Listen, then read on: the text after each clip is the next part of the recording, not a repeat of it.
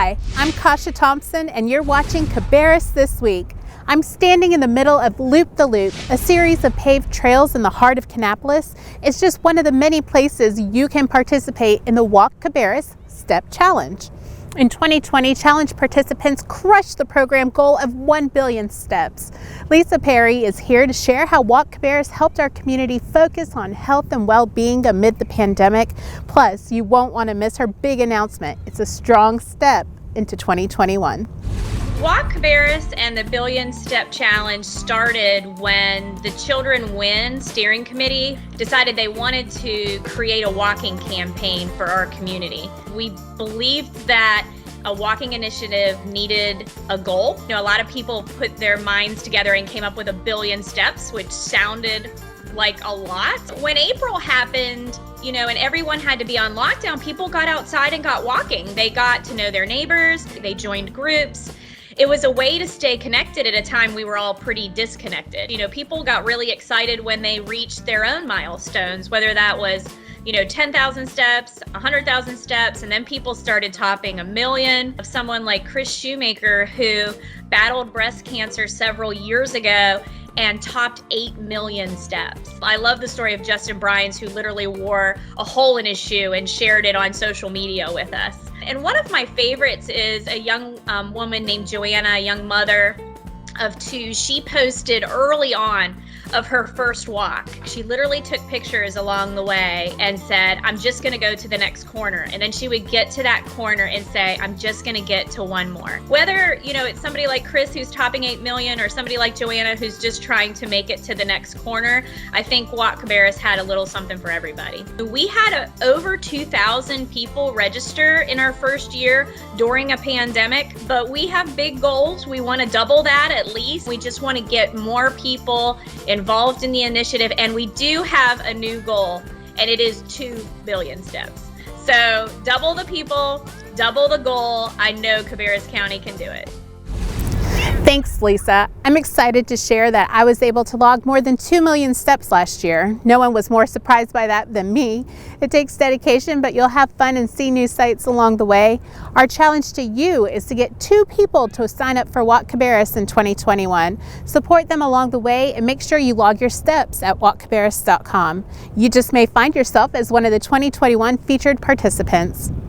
He's tall, he's fun, and he's one of the most incredible people I've ever worked alongside. This year, EMS Director Jimmy Lentz is celebrating his 30th year of service to Cabarrus County. Learn about his journey from a teen shadowing EMTs to director of our highly respected EMS agency.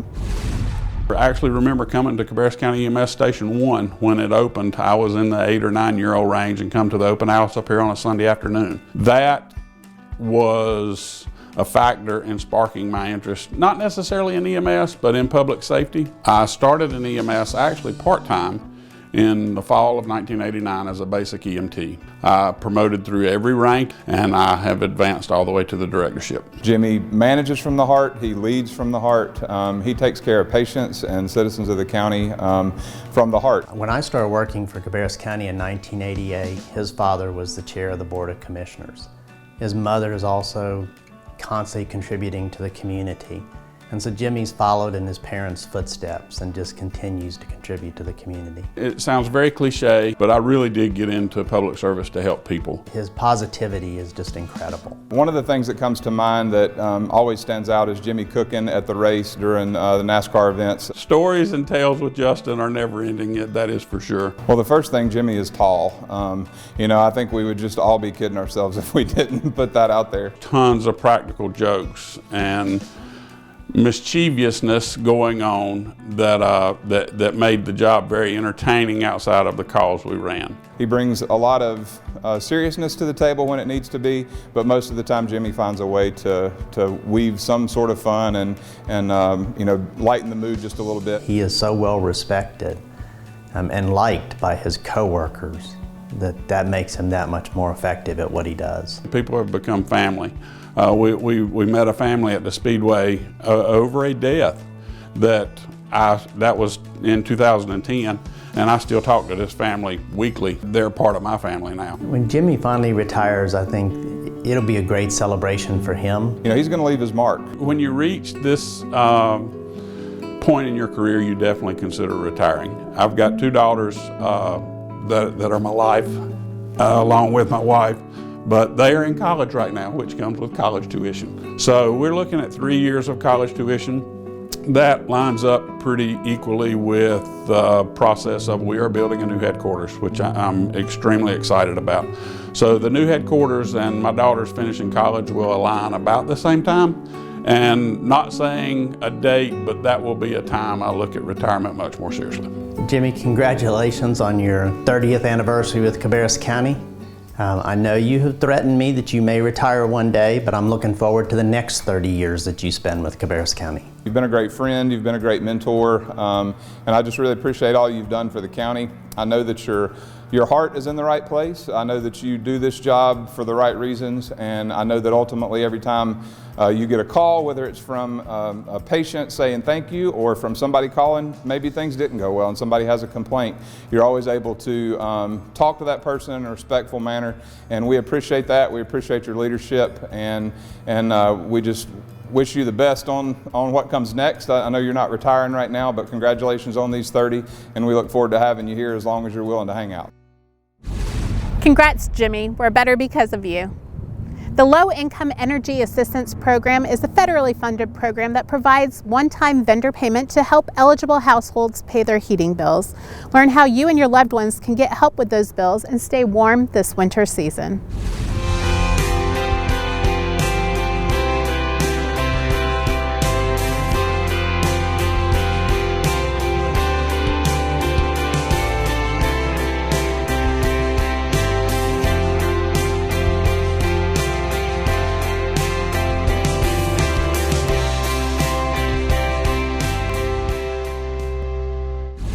If you'd like to learn more about the Low Income Energy Assistance Program, call Human Services at 704-920-1400. That's our show for this week. Thanks to all of you for joining us. Learn more about the stories we share today and other topics in our weekly newsletter. Register by visiting cabarruscounty.us and typing newsletter into the search bar. And be sure to follow us on Facebook, Twitter, and Instagram at Cabarrus County. See our other programs, including Successful Gardener, Historical Moments, and more, streaming live at cabarruscounty.us/CabcoTV, or download the ScreenWeave app for Roku and Apple TV. Help slow the spread of COVID-19 by practicing your 3 W's. Wear a mask, wait 6 feet apart, and wash your hands. Thanks. Have a great one. Take care.